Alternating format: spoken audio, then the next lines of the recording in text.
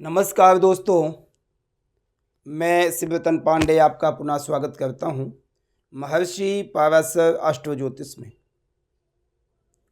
दोस्तों, हमारा जो डिस्कशन चल रहा है मिथुन लग्न है। मिथुन लग्न के छठे भाव में वृश्चिक राशि के चंद्रमा बैठे।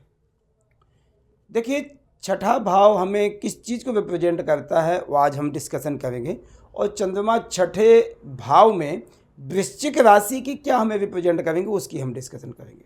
ठीक है, देखिए मिथुन लग्न के षष्ठम भाव में चंद्र, ठीक है, हमारी हेडिंग जड़ी है जो है चंद्रमा से है। मिथुन लग्न के स्वामी है बुध, वहाँ के लग्न भाव के स्वामी बुध हो गए। और विशाखा अनुराधा ज्येष्ठांतम वृश्चिका, विशाखा पाद में एकम अनुराधा ज्येष्ठांतम वृश्चिका, वृश्चिक राशि हमारी बनती है। विशाखा का एक चरण, अनुराधा के 4, ज्येष्ठा के 4 चरण से हमारी जो राशि बनती है, कौन सी राशि बनती है? वृश्चिक राशि बनती है।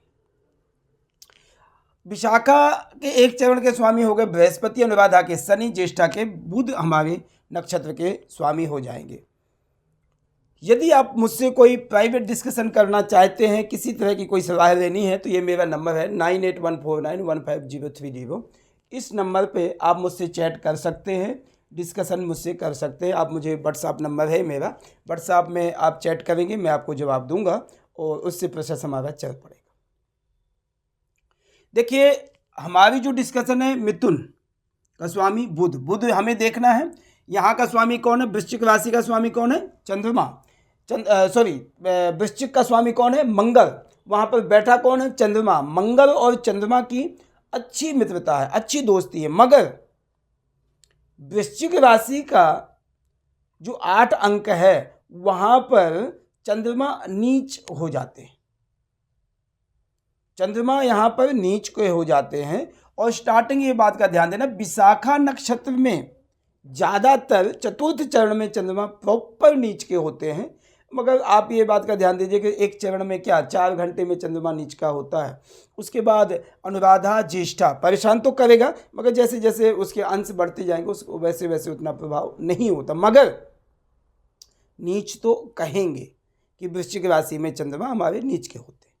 ठीक है, सीधा फार्मूला है, यदि चंद्रमा किसी भी राशि के हो, छठे 8वें भाव में यदि बैठे हैं तो हमें वो दुष्प्रभाव देंगे। कितना देंगे वो राशि पे डिपेंड करता है। यहाँ पर चंद्रमा वृश्चिक राशि के छठे भाव में बैठे, तो यानी आप यह बात का ध्यान देना कि मिथुन लग्न के छठे भाव में वृश्चिक राशि के जो चंद्रमा है इस भाव में सबसे ज़्यादा खराब प्रभाव देंगे। ठीक है, टोटल 12 भावों में सबसे ज़्यादा बुरा प्रभाव होगा। एक बात आपने ये भी ध्यान देना है, कभी भी कोई ग्रह पापी ग्रहों से पीड़ित होकर के परेशान तो होता है, मगर चंद्रमा कुछ ज़्यादा होता है। जैसे एग्जाम्पल केतु है, राहु है, शनि, यदि इन ग्रहों से पीड़ित है तो चंद्रमा अपना दुष्प्रभाव दिखाई देगा। चंद्रमा हमें दुष्प्रभाव दिखाई देगा। उसके बाद साथ साथ मैं आपको कहूँ, चंद्रमा यदि आपका सूर्य के नज़दीक है तो अमावस्या का जन्म होगा, और अमावस्या में चंद्रमा अस्त हो जाता है। तो कोई भी अस्त ग्रह अपना अच्छा फल नहीं दे सकता है, बुरा प्रभाव देगा। और यदि बुरा है तो और बुरा देगा, बुरा है तो और बुरा देगा। तो इसलिए आपने ये बात का ध्यान देना है कि छठे चंद्रमा हमें क्या नुकसान कर सकता है। तो एक तो सबसे पहले आपको छठे चंद्रमा की कमजोरी मैं बताता हूँ, मानसिक तनाव देता है। आत्मसंतोष ऐसे व्यक्ति के नहीं होता है। ऐसा व्यक्ति अपने को निर्बल महसूस ज़्यादा करता है। ऐसे व्यक्ति के इम्यूनिटी पावर, रोग सहने की क्षमता बहुत कम होती है। ऐसे व्यक्ति को नज़ला, जुकाम, गला, रेशा, पेट की प्रॉब्लम, पॉइजन, फूड पॉइजन आदि बहुत जल्दी होता है। ऐसे व्यक्ति को डाइजेस्ट सिस्टम की कमजोरी होती है चंद्रमा यदि आपका छठे वृश्चिक राशि का बैठा। अभी हम बात करेंगे, नक्षत्रों की भी बात करेंगे, ग्रहों की भी और भी बात करेंगे, मगर इसमें हमें यह भी 2 ग्रहों का, 3 ग्रहों का और प्रभाव देखना पड़ेगा जब भी आप प्रॉपर डिस्कशन बताना। एक तो मंगल की पोजीशन अच्छी होनी चाहिए। एग्जाम्पल, यदि मंगल चंद्रमा की राशि में नीच हो जाते हैं और चंद्रमा मंगल की राशि में नीच हो जाते हैं। दोनों आपस में स्थान बल मिल जाएगा मगर नीच हो जाते हैं। अब ये बात का ध्यान देना, जब स्थान बल आपस में स्थान परिवर्तन हो जाता है तो उस कारण से चंद्रमा का प्रभाव थोड़ा सा कुछ में कुछ बेहतर होगा। दूसरी बात, यदि मंगल हमारा उच्चादि अवस्था में है, स्वार्थ क्षेत्रीय है, यदि चंद्रमा की राशि में है, कन्या में है, तुला में है, तब भी ठीक ठाक, धनु में है तब भी ठीक ठाक फल देगा।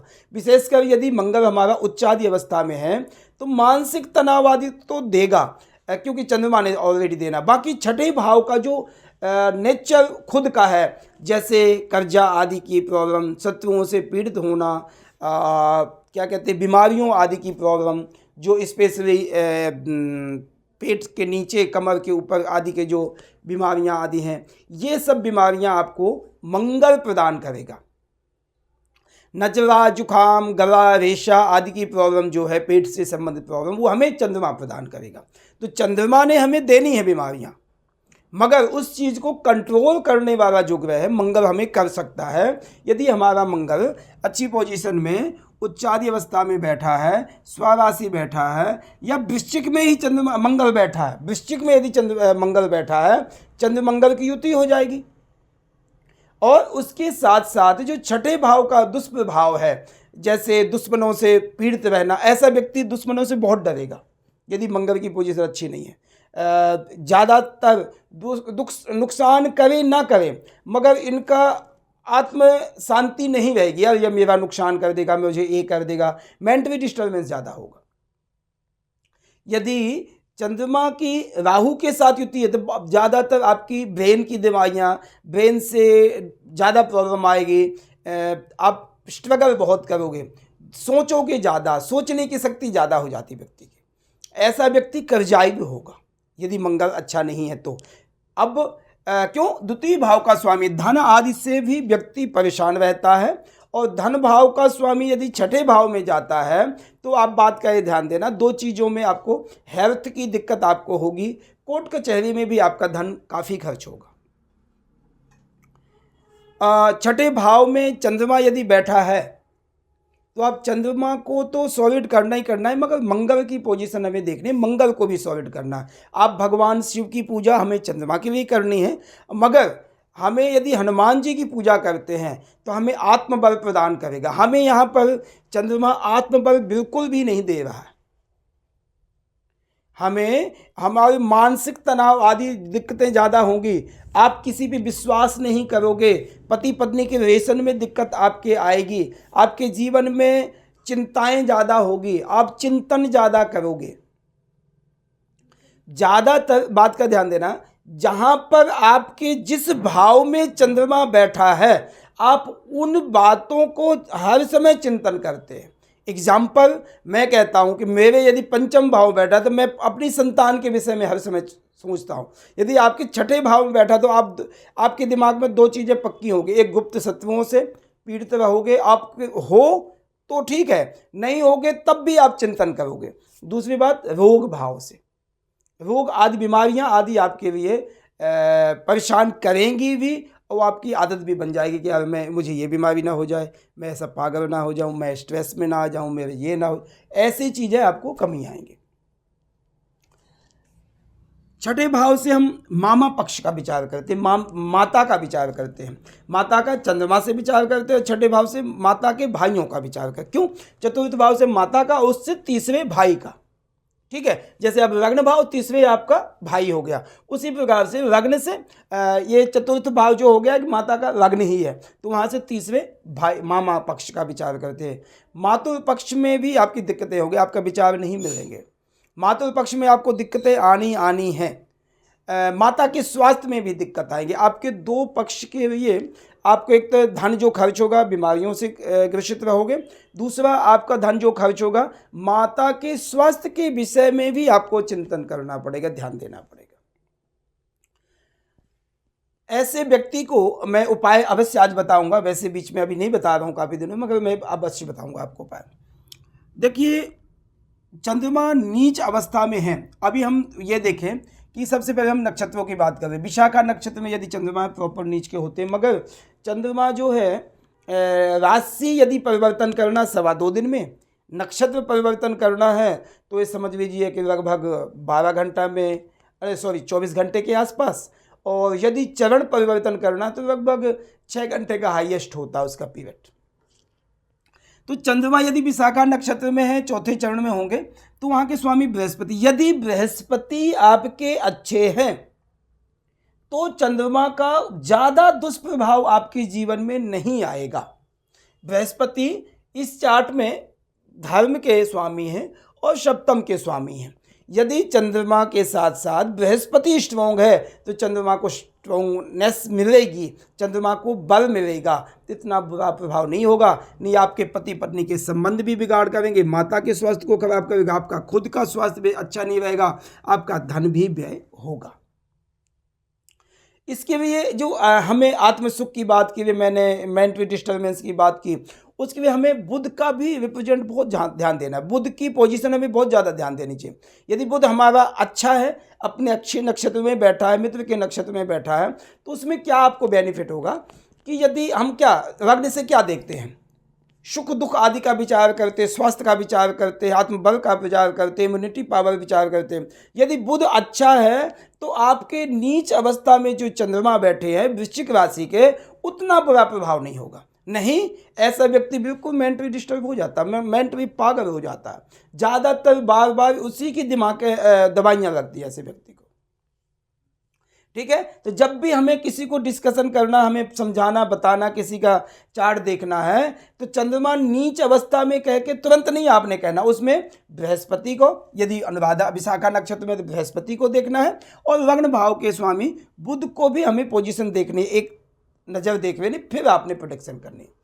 दूसरी बात, यदि अनुराधा नक्षत्र वहाँ के स्वामी शनि हैं, शनि आपको धन आदि तो दे देंगे मगर आत्म सुख नहीं देंगे, आत्म शांति चंद्रमा को बल प्रदान करने की नहीं, हाँ धन आदि की पोजीशन को बेहतर करेगा यदि शनि की पोजीशन अच्छी है। हाँ, चंद्रमा यदि ज्येष्ठा नक्षत्र में है, बुध लग्न वहाँ के स्वामी हैं, यदि पहले मैंने कह दिया यदि बुध अच्छे हैं तो आपको आत्मबल प्रदान करेगा, मन शांत रखेगा, कुछ में कुछ बेहतरी होगी। तो इसका मतलब ये है कि वृश्चिक राशि में यदि विशाखा नक्षत्र है तो हमें बृहस्पति की पोजीशन देखनी है, और ज्येष्ठा नक्षत्र है तो बुध की पोजीशन अच्छी है यदि है तो आप उसको बैलेंस कह सकते हैं। अनुराधा नक्षत्र है तो आप धन की पोजीशन को देख सकते हैं, मगर मन आदि शांत में, आत्मबल है, स्वास्थ्य है, इन सब चीज़ों को शनि का कोई लेना देना इतना ज़्यादा नहीं होगा। ठीक है, ये आपने देखना है। अब देखिए, जब छठे चंद्रमा हमारे नीच अवस्था में बैठे हैं तो मैंने आपको परेशानियां बता दी कि ये परेशानियां आपको होंगी। आपका जो है एक डिसीजन एक नहीं होगा, आपका कोई भी चूज़ करना। एग्जाम्पल, बच्चा ही, छोटा बच्चा, ये बात का ध्यान देना, कोई एक शूज है या कपड़े आदि कोई आपने लेने जाना, बच्चे को यदि कह दो तो बच्चा कंफ्यूज हो जाएगा, 4 कपड़े रख दो, 4 में ही कंफ्यूज हो जाएगा। तो ऐसे व्यक्ति को दिक्कतें आती हैं। आगे जा कर के 10th या 12th के बाद हमें कोई सब्जेक्ट चूज करना, उसमें डिस्टर्बेंस हो जाएगी। विवाह के समय पत्नी या पति के चूज में दिक्कत आ जाएगी। कोई बिजनेस आदि करना, उसमें दिक्कत आपको आएगी। तो आपके जो माइंड होगा एक स्थिर नहीं होता, अस्थिर होता है, भटकता रहता है।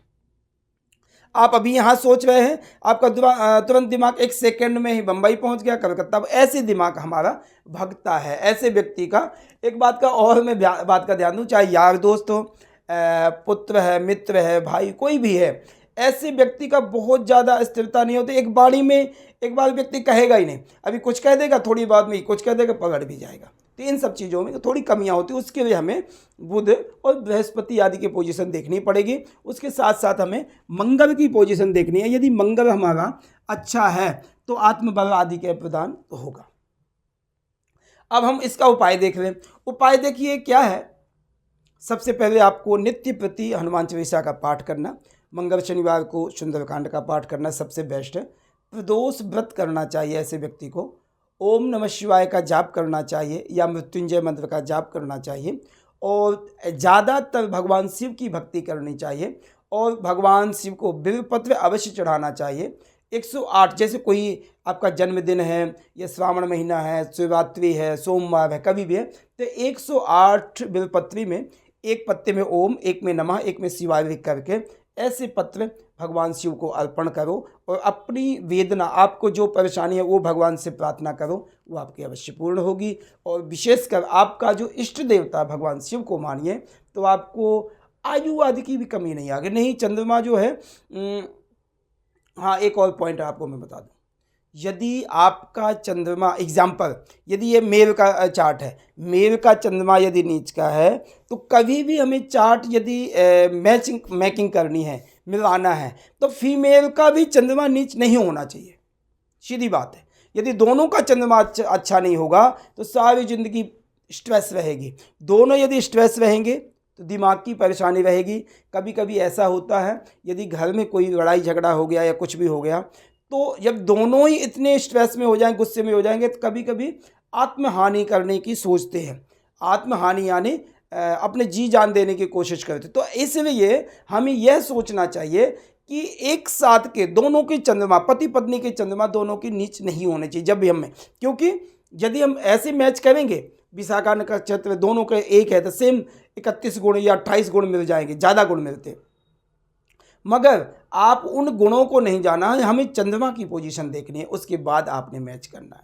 ठीक है, तो आप यदि प्लीज़ यह बात का ध्यान देना, नहीं दोनों पति पत्नी का दिक्कतें आएंगी डिसीजन लेने में, कोई बिजनेस करना, कोई बच्चों के फ्यूचर के, कोई शादी आदि में कुछ कंफ्यूज रहेगा व्यक्ति। एक यदि है, एक दूसरा आत्मबल वाला है तो परिवार चल जाएगा। यदि दोनों एक जैसे होंगे तो दिक्कत आएगी आपको।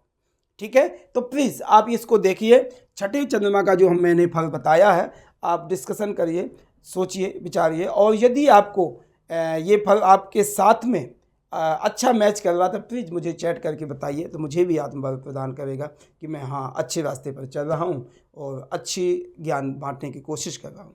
ठीक है, तो ये हमारा डिस्कशन था मिथुन लग्न के छठे भाव में चंद्रमा का फल। प्लीज़ मेरे से रिक्वेस्ट आपसे है कि आप हमारे चैनल को सब्सक्राइब करें, कमेंट करें, बेल आइकन की बटन जरूर दबाएं और हमारे चैनल को भी ग्रोथ दें और आप भी ज्ञान पाएं। धन्यवाद, नमस्कार।